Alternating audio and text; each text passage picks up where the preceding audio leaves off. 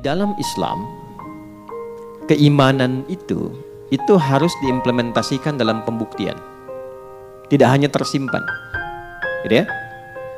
Iman itu amalan hati. Diketahui hati punya amal kalau dibuktikan lewat perilaku. Dan itu setiap amalan hati begitu rumusnya. Contoh, cinta itu bagian dari amalan hati. Bagaimana diketahui adanya cinta? Lewat perilaku, lewat ekspresi. Ayah dan ibu cinta pada anak. Dari mana taunya ayah dan ibu cinta dan sayang kepada anaknya? Ketika ayah dan ibu mengeluarkan ekspresinya. Merawat, menyayangi, memeluk, memberikan kebutuhan, mengarahkan pada yang baik-baik, itu cinta namanya. Jelas? Demikian suami, istri, dan seterusnya. Anak ke orang tua, demikian. Nah, iman itu amalan hati yang paling tinggi. Dan itu sudah sepakat bahkan dalam konteks kehidupan kemanusiaan. Dan dihargai sebagai hak yang pertama itu. Menjadi hak, keimanan itu hak pertama. Implementasinya dalam beragama. Di kita alhamdulillah masuk di pasal 29 ayat 2. Ya kan? Negara menjamin kemerdekaan tiap-tiap penduduk untuk memeluk agamanya masing-masing dan beribadah menurut agama dan kepercayaannya itu. Ya, kepercayaan itu iman di situ. Dan itu dibawa ke semua bagian dari ranah kehidupan berbangsa bernegara. Ya, di Undang-Undang Sisdiknas misalnya, ya nomor 20 tahun 2003 itu di pembukaan di bagian yang kedua itu Undang-Undang Dasar tahun 1945, ya. Kemudian mengamanatkan kepada pemerintah untuk ya menghadirkan satu sistem pendidikan yang meningkatkan keimanan dan ketakwaan pada Tuhan Yang Maha Esa serta akhlak mulia. Kalau masuk di tentara, ya di TNI ada Sabta Marga tuh 7 tuh. Ya, nanti Sabta Marga yang ketiga itu menyertakan keimanan di situ. Jadi satu, kami warga negara Indonesia itu kan yang bersendikan Pancasila. Yang kedua, jadi patriot. Yang ketiga, jadi kesatria. Jadi tentara itu bagian keempat Sabta Marganya. Kami kesatria Indonesia ya yang beriman tuh kepada Tuhan Yang Maha Esa ya serta menegakkan kebenaran, kejujuran ya dan keadilan. Itu ada iman di situ. Jadi negara kita itu bukan negara agama, tapi menjalani kehidupan berbangsa dan bernegara dengan dasar-dasar agama. Jelas ya? Nah, jadi kita bersyukur. Halo, kenapa bengong? Ya. Nah, jadi saya ingin katakan iman itu butuh apa? Pembuktian. Nah, itu baru amalan hati. Kalau terpendam, itu amalan hati. Dari mana taunya beriman? Dari mana taunya ada cinta? Dari mana taunya ada rasa? Kan ada ekspresi. Ya, saya lihat nih ada wajah-wajah single kan di sini. Ya kan? Kan ada rasa misalnya ingin bersatu gitu kan, ada rasa mencintai, dibuktikan kan? Pertama lewat apa? Hah? Lewat lamaran kan? Ya kan? Ta'aruf kan? Tak kenal maka ta'aruf, tak sayang. Ta'aruf, kenal itu tidak harus selalu sayang, ya. Ibu kenal dengan suami tetangga, kan tidak harus sayang.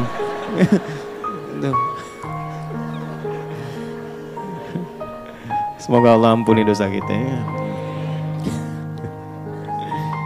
Ta'aruf, lamaran kan diungkapkan saat lamaran khitbah kan? Setelah itu akad kan? Nah, akad itu perwujudan yang paling tinggi untuk mewujudkan rasa kasih. Kan setelah lita'arafu baru kemudian wa'atun nisa as-sadaqatihinna nihla, baru kemudian akad kan? Kan Quran surah 49 ayat 13 pindah ke Quran surah 4 ayat 4 pindah Quran surah 30 ayat 21 kan ke pernikahan. Nah, ungkapan ekspresinya itu lewat akad dalam nikah. Makanya sering sekali saya tekankan, kalau ada anak muda datang kepada anak ibu hanya mengatakan aku mencintai putra ibu, gak usah dengarkan, abaikan aja. Ya, nasihati dia, nak, buktikan cintamu pada putri ibu ya dengan menuliskan nama kalian berdua di pernikahan kalian, di buku nikah kalian berdua. Itu aja. Maharnya Quran. Namamu siapa? Yusuf. Apalin surat Yusuf nanti. Tapi panggilan sehari-hari kulhu kobu. Nah, iman begitu. Seseorang dikatakan beriman, yakin, ya, meyakini kebenaran yang ada dalam Al-Quran. Kembali ke surah An-Naba. Kapan dikatakan dia beriman? Bukan sekedar cuma yakin, saya yakin Quran benar. Ya, semua orang Islam standarnya akan mengatakan Quran benar. Tapi bagaimana seorang muslim dikatakan benar-benar beriman? Karena di Quran itu ada muslim, ada mukmin, berbeda. Ada orang datang kepada Nabi. Quran surah ke-49 ayat 14. Ada beberapa kalangan orang Arab Badui datang ke Nabi. Langsung mengatakan, ya, kami beriman ya Rasulullah. Amanna. Turun ayat. Mengonfirmasi langsung dari Allah. Ya, karena kan pemilik hati siapa? Allah. Yang tahu isi hati kita siapa? Turun Quran surah 49 ayat 14. Ya, qalatil a'rabu amanna. Qul lam tu'minu. Lihat poinnya. Walakin qulu aslamna walamma yadkhulul imanu fi qulubikum. Sementara sebagian kalangan orang Arab Badui datang mengatakan kepada Nabi Muhammad SAW, kami telah beriman. Kata Allah, tunggu dulu. Katakan pada mereka, kalian baru berislam. Apa syarat Islam pertama? Syahadat kan? Asyhadu an la ilaha illallah wa asyhadu anna Muhammadan. Itu diucapkan oleh apa? Lisan. Nah, yang diucapkan di lisan ini turun ke kolbu enggak? Gitu. Kalau turun ke kolbu, nanti ada pembuktian. Makanya nanti Allah turunkan perintah-perintah dan larangan-larangan untuk membuktikan sudah ada iman atau belum. Untuk diekspresikan lewat bagian tubuh kita. Nah, itu pembuktiannya lewat amal. Amal yang didorong oleh iman itu yang disebut dengan amal soleh. Karena itu setiap perbuatan kita diatur, didorong oleh iman, dibuktikan. Maka turunlah kemudian perintah-perintah Allah yang disebut dengan ibadah itu. Ibadah itu sejatinya untuk menguji kita tuh punya iman atau enggak. Katanya beriman. Pembuktiannya apa? Maka turun ibadah. Nah, apa ibadah yang terkait dengan pembenaran Quran yang tadi kita tuliskan pada bagian yang pertama? Ya, meyakini kebenaran Al-Quran.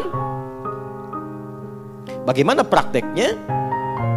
Maka pembuktiannya dengan mengamalkan apa yang terkandung dalam Al-Quran itu sesuai dengan kemampuan kita selama berkehidupan. Karena itu oleh Allah Quran tidak hanya disebut sebagai bacaan, tapi disebut sebagai pedoman hidup. Nah, pedoman hidup.